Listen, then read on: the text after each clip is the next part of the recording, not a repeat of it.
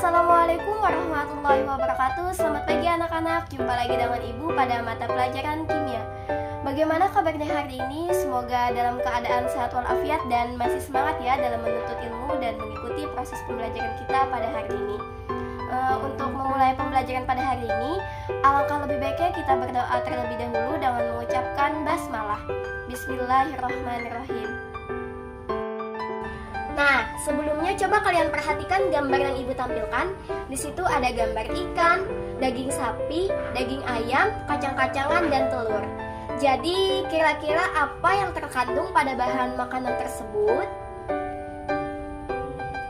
Ya, betul sekali. Yang terkandung pada bahan makanan tersebut yaitu mengandung bahan protein. Sebelum kita lanjut membahas materi kita pada hari ini, Ibu akan menyampaikan tujuan pembelajaran kita. Yang pertama, siswa dapat menjelaskan pengertian, sifat, dan penggolongan asam amino dan protein setelah menyimak video pembelajaran dengan tepat. Yang kedua, siswa dapat menuliskan struktur asam amino setelah menyimak video pembelajaran dengan tepat. Dan yang ketiga, siswa dapat menentukan ikatan peptida pada protein setelah menyimak video pembelajaran dengan tepat.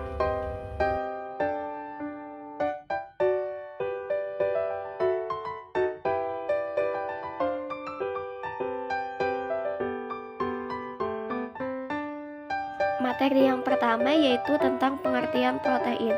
Protein merupakan senyawa makromolekul yang tersusun atas asam amino. Tubuh manusia membutuhkan protein untuk pertumbuhan dan perkembangan. Kebutuhan protein dapat tercukupi dari berbagai jenis bahan makanan, baik yang berasal dari hewan maupun tumbuhan.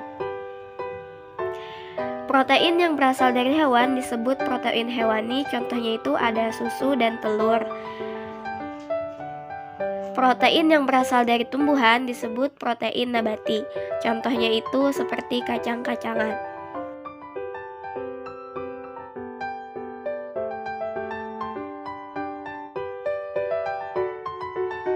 Selanjutnya yaitu asam amino.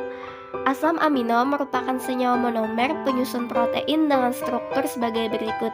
Nah, perbedaan asam amino dengan senyawa yang lain terletak pada gugus R-nya. Struktur kelarutan dan fungsi protein bergantung pada jenis gugus R yang diikatnya. Gugus amina dan gugus karbosil berperan pada sifat reaksi kimia spesifik terhadap gugus tersebut. Misalnya reaksi asetilasi dan reaksi esterifikasi. Sifat asam amino yang pertama dapat larut dalam air dan pelarut polar, tetapi sukar larut dalam pelarut nonpolar. Yang kedua bersifat all-water. Yang ketiga dalam larutannya membentuk Gibraltar ion. Yang keempat bereaksi dengan asam nitrit menghasilkan gas N2-. Yang kelima bersifat optis aktif, dapat memutar cahaya terpolaritas karena mempunyai atom atau kira.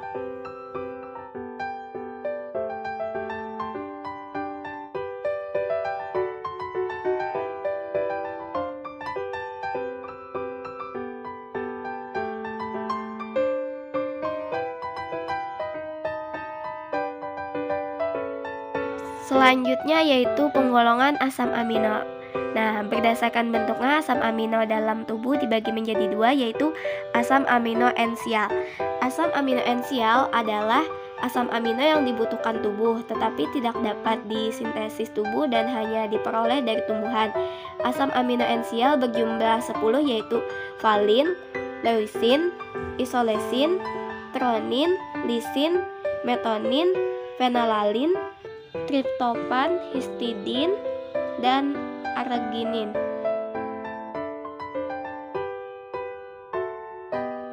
Yang kedua yaitu asam amino non-esensial, yaitu asam amino yang diperlukan tubuh yang dapat disintesis sendiri oleh tubuh.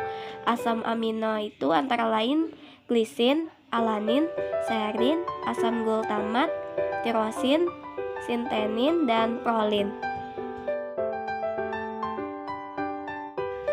Selanjutnya berdasarkan struktur gugus R rantai samping, asam amino digolongkan menjadi 3 sebagai berikut. Yang pertama, asam amino dengan rantai samping netral. Nah, asam amino ini dibagi menjadi dua. Yang pertama itu asam amino polar, antara lain aspagin, gislin, sitenin, glutamin, serin, tronin, dan tirosin. Yang kedua itu asam amino nonpolar, antara lain alanin, isolosin, leusin, metonin, filanin, prolin, triptofan, dan valin. Selanjutnya asam amino dengan rantai samping asam, yaitu asam asparat dan asam gulamat. Yang ketiga asam amino dengan rantai samping basa, yaitu arganin, lisin, dan histidin.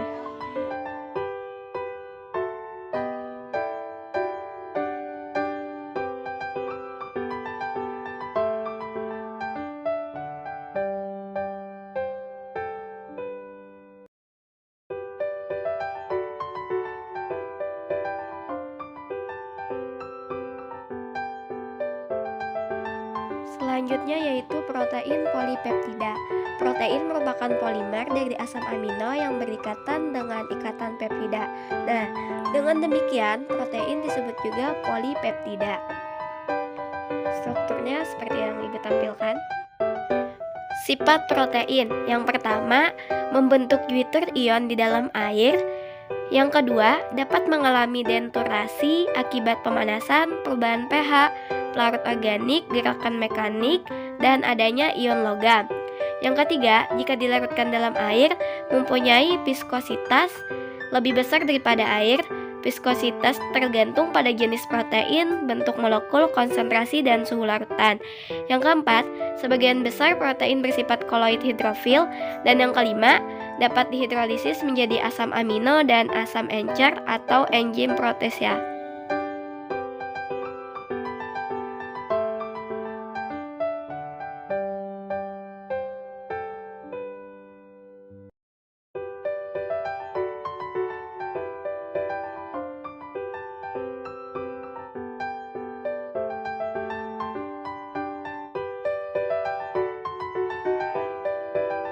Hanya itu yang dapat Ibu sampaikan.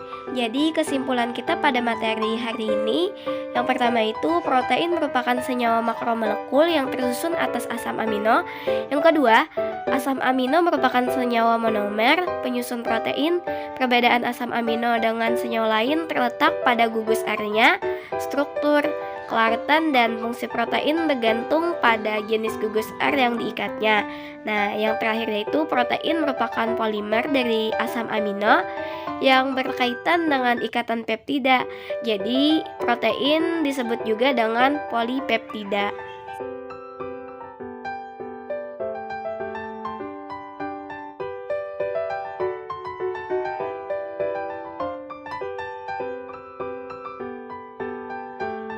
Mungkin itu saja yang dapat Ibu sampaikan pada video kali ini.